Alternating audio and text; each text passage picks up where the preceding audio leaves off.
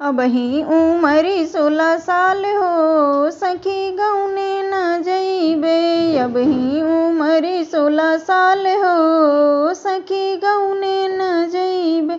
गौने न जइबे सखी गौने न जइबे, गौने न जइबे सखी गौने न जइबे। अबही उमरे 16 साल हो, सखी गौने न जइबे।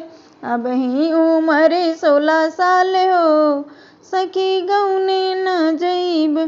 ससुरे माँ मोर सासु घुघुटा कढ़वावे, ससुरे माँ मोर सासु घुघुटा कढ़वावे। नैहर में मम्मी के प्यार हो, सखी गौने न जइबे। नैहर में मम्मी के प्यार हो, सखी गौने न जइबे।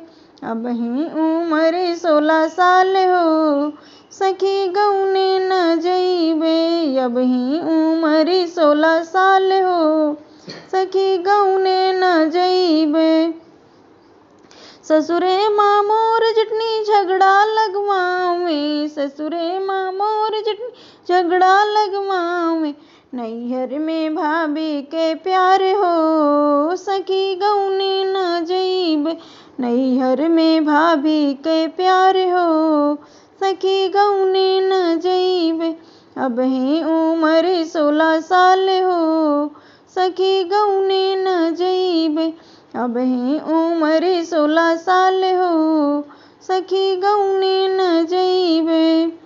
ससुरे माँ मोर नंदी हुकुम चलवावे, ससुरे माँ मोर नंदी हुकुम चलवावे। नैहर में भैया दुलार हो, सखी गौने न जइबे। नैहर में भैया के दुलार हो, सखी गौने न जइबे।